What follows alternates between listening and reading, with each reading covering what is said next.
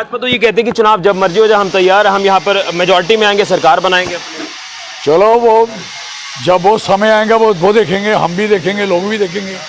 अब लोगों को मरना होगा, अब कम चौथा पड़ा है, अब इसके बाद कोई रड़क रही होगी फिर बना देंगे इनको।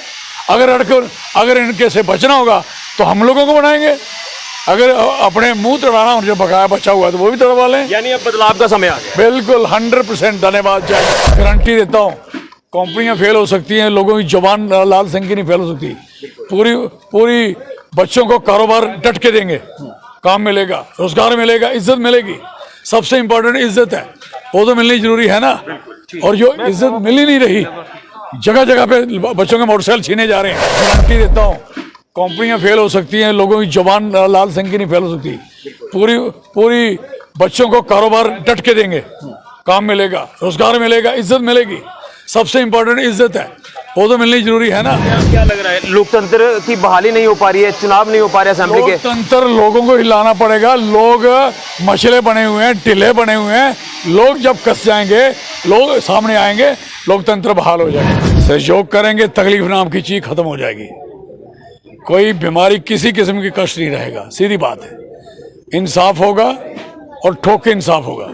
नहीं साथ देंगे, भुगत रहे हैं और भुगे। और अपनी कमजोरी छुपाने के लिए अगर इंफ्रास्ट्रक्चर की कमी है या ह्यूमन रिसोर्स की कमी है, ह्यूमन रिसोर्स भी जहाँ है, पढ़े लिखे बच्चे हैं, पढ़े लिखे लोग हैं, उनको रखा जा सकता है। उनको नौकर नहीं करना, बच्चों को पढ़ाने के लिए बाहर कर दो। 12th पास के बच्चों को आप कहोगे कि आप एंट्रेंस टेस्ट दें, और उससे छोटी सी पैरामेडिकल की ट्रेनिंग के लिए कहेंगी वो भूपी का इंटरव्यू दें। और दिस नॉनसेंस, इस तरीके का जो सिलसिला बना हुआ मैं समझता हूँ यूथ के लिए, बच्चों के लिए बड़ा हानिकारक और बड़ा दुखदायी है। शराब के ठेके इसने खोल दिए, इतनी भट्टियाँ खोल दी।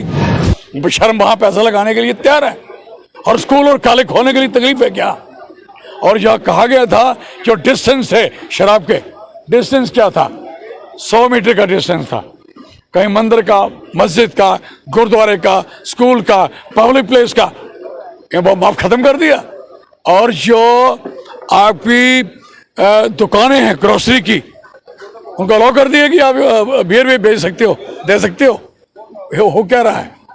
क्या बनाना चाहते हैं जम्मू को? एक क्राइम का अड्डा? कश्मीर में तो खोली शराब, मार के उन्होंने गोलियां मार के भगा दिए थे। जो देश के साथ खड़े लोग हैं, इनके साथ जाति करोगे आप? उनको मटेरियल नहीं लेने दोगे अपने उसके घर बनाने के लिए, और उनको माफिया कहोगे लोगों को? डोगरा स्वाभिमान संगठन पार्टी की तरफ से लगातार जनसंपर्क अभियान चलाया जा रहा है, और डोगरा स्वाभिमान संगठन पार्टी का एक ही कहना है कि यहां धारा 371 को लाया जाए और उसी के साथ साथ यहां जम्मू को अलग राज्य बनाया जाए, जिसको लेकर लगातार मैराथन दौरे पर दौरे जो वो चौधरी लाल सिंह जी द्वारा किए जा रहे हैं दूर दराज इलाकों में। और आज सांबा पहुंचे हुए हैं, सांबा में भी इसी आवाज को जो वो बुलंद किया है। लेकिन जिस तरह से जम्मू कश्मीर के हालात बने हुए हैं, उन हालातों के बारे में क्या कुछ आज चौधरी लाल सिंह जी कहते हैं, ये भी आज जानने की कोशिश करेंगे। लेकिन कहीं ना कहीं आपको बता दें कि चुनाव ना होना जम्मू कश्मीर में ये दर्शा रहा है कि कहीं ना कहीं लोकतंत्र की हत्या की जा रही है। तो जानने की कोशिश करते हैं क्या कहना चाहते हैं। चुनावों का तो अभी पता नहीं कि कब होंगे असेंबली के चुनाव, लेकिन जानना चाहता हूं कि जो जनसंपर्क अभियान आपकी तरफ से चलाया जा रहा है, डोगरों को जागरूक किया जा रहा है, तो आने वाले पार्लियामेंट्री चुनावों में क्या दोनों पार्लियामेंट्री सीट पर आपकी पार्टी उतरेगी? बिल्कुल 100%। आगे लोगों का काम है कि हमारा सहयोग करते ही नहीं करते। सहयोग करेंगे, तकलीफ नाम की चीज खत्म हो जाएगी। कोई बीमारी किसी किस्म की कष्ट नहीं रहेगा, सीधी बात है। इंसाफ होगा और ठोक के इंसाफ होगा। नहीं साथ देंगे, भुगत रहे हैं और भुगे, सीधी सी बात है। लेकिन जो हालात जम्मू कश्मीर के इस समय बने हुए, इन हालातों को एक बार फिर से मैं आपसे जानना चाहता हूं, क्योंकि कल भी जो पिछले गवर्नर है सत्यपाल मलिक जी, उन्होंने भी काफी कुछ अपनी स्टेटमेंट में कहा है। इसको लेकर क्या कहेंगे? आज के इन हालातों को किस तरह से देख रहे हैं? देखो, हालात तो हर दिन बदतर होते रहे हैं, हालात खराब होते जा रहे हैं, बड़े बुरे हालात बन गए हैं। और लोगों की जो हालत है, हर घर में तकलीफ का माहौल खड़ा है। बच्चों को पढ़ने के लिए स्कूल जगह नहीं मिल रही, एंट्रेंस के टेस्ट पे टेस्ट हो रहे हैं, बूपी के टेस्ट, जो टेस्ट नहीं होते उसके टेस्ट होना शुरू हो गए। और अपनी कमजोरी छुपाने के लिए अगर इंफ्रास्ट्रक्चर की कमी है या ह्यूमन रिसोर्स की कमी है, ह्यूमन रिसोर्स भी जहाँ है, पढ़े लिखे बच्चे हैं, पढ़े लिखे लोग हैं, उनको रखा जा सकता है। उनको नौकर नहीं करना, बच्चों को पढ़ाने के लिए बाहर कर दो। 12th पास के बच्चों को आपको होगा कि आप एंट्रेंस टेस्ट दें और उससे छोटी सी पैरामेडिकल की ट्रेनिंग के लिए कहेंगी वो भूपी का इंटरव्यू दें। और दिस नॉनसेंस, इस तरीके का जो सिलसिला बना हुआ मैं समझता हूँ यूथ के लिए, बच्चों के लिए बड़ा हानिकारक और बड़ा दुखदाई है। और इतना नशा और क्राइम बढ़ना शुरू हो गया इसकी वजह से। जब बच्चों को काम नहीं मिलेगा बच्चे करेंगे क्या? और दे विल डू। शराब के ठेके ने खोल दिए, इतनी भट्टियाँ खोल दी, बेशर्म वहाँ पैसा लगाने के लिए तैयार है। और स्कूल और कॉलेज खोलने के लिए तकलीफ है क्या? और जहाँ कहा गया था जो डिस्टेंस है शराब के, डिस्टेंस क्या था? 100 मीटर का डिस्टेंस था। कहीं मंदिर का, मस्जिद का, गुरुद्वारे का, स्कूल का, पब्लिक प्लेस का, ये माफ खत्म कर दिया।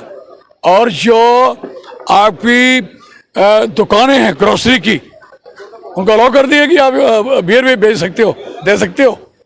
हो क्या रहा है? क्या बनाना चाहते हैं जम्मू को? एक क्राइम का अड्डा।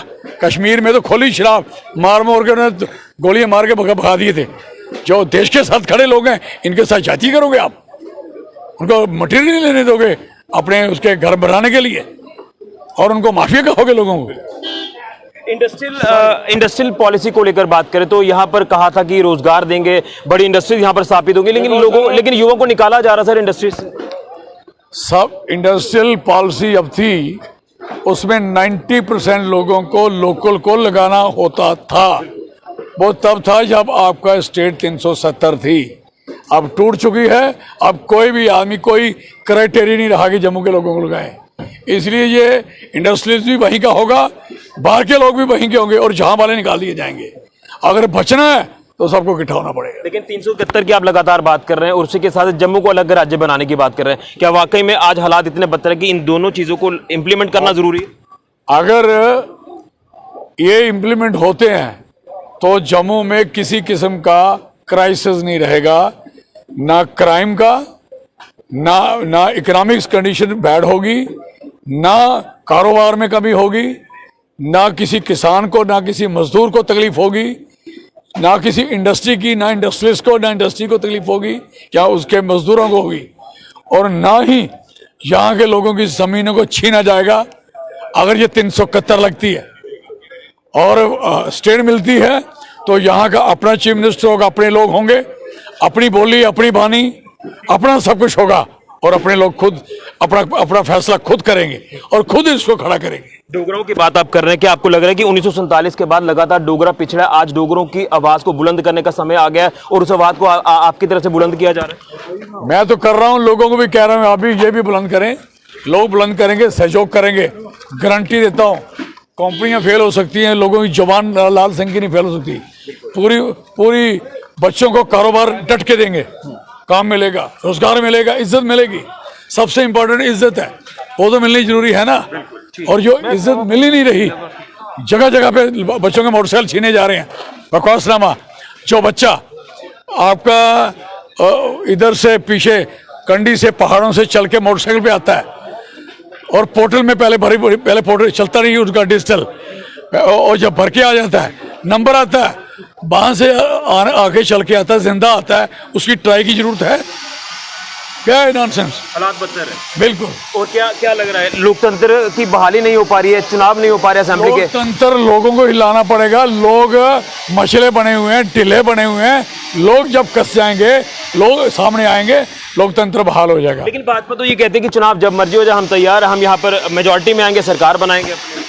चलो वो जब वो समय आएगा वो देखेंगे, हम भी देखेंगे, लोग भी देखेंगे। अब लोगों को मरना होगा। अब कम चौथा पड़ा है, अब इसके बाद को रड़क रही होगी, फिर बना देंगे इनको। अगर इनके से बचना होगा तो हम लोगों को बनाएंगे। अगर अपने मुंह तड़ाना और जो बकाया बचा हुआ है तो वो भी तड़वा लें। यानी अब बदलाव का समय आ गया। बिल्कुल 100%। धन्यवाद। जय डुग्गर। चलिए, तो ये थे हमारे साथ चौधरी लाल सिंह जी जो आज सांबा पहुंचे और तमाम विस्तार से बातें रखी हैं जम्मू कश्मीर के हालातों पर, और साफ तौर पर कहना है कि 371 को यहां लागू किया जाए और उसी के साथ जम्मू को अलग राज्य बनाया जाए। अगर जम्मू को बचाना है, डोगरों को बचाना है, क्योंकि डोगरा लगातार पिछड़ता नजर आ रहा है, युवाओं की नौकरियां छीनी जा रही हैं, युवाओं को एम्प्लॉयमेंट मिल नहीं रही है और यहां पर शराब के ठेके खोले जा रहे हैं, यहां बाहर के लोग आकर काम कर रहे हैं, यहाँ डोगराओं का निशान मिटाने की कोशिश की जा रही है। इन तमाम हालातों के ऊपर मंथन किया है और साफ तौर पर जो है वो इशारों में केंद्र सरकार को आड़े हाथों लिया है, बीजेपी को आड़े हाथों लिया है और उसी के साथ ये कहना है कि डोगरा स्वाभिमान संगठन एक ऐसी पार्टी है जो डोगराओं के हित की बात कर रही है और समय अब बदलाव का आ गया है और यहाँ डोगरा स्वाभिमान संगठन जो है वो काफी बदलाव कर सकता है अगर लोग इनका साथ देते हैं, क्योंकि कहीं ना कहीं डोगरा जो लगातार पिछड़ता नजर आ रहा है, लेकिन आज डोगराओं की बात की जा रही है चौधरी लाल सिंह जी द्वारा। फिलहाल के लिए ऋषि खजूरिया, जेके मीडिया के लिए। As a Dogra we must unite, हमें इकट्ठा होना पड़ेगा। हम इकट्ठे हो जाएं, दुनिया की ताकत की जो अब जितने जुल्मों के आप नाम ले रहे हो, ये नामो निशान मिट जाएगा इतने जुल्म, जालमों और जुल्म का। तो इसके पीछे जितनी बुराइयां तभी ठीक होंगी जब आप अपनी स्टेट, सेपरेट स्टेट और विद आर्टिकल 371 लेंगे। अगर लोग नहीं लेंगे तो मरेंगे जो मर रहे हैं, और मरेंगे और तबाह होंगे और बर्बाद होंगे। हमने तो रास्ता दिया है, we are with the people, we are fighting for the people. हम लड़ने को तैयार हैं।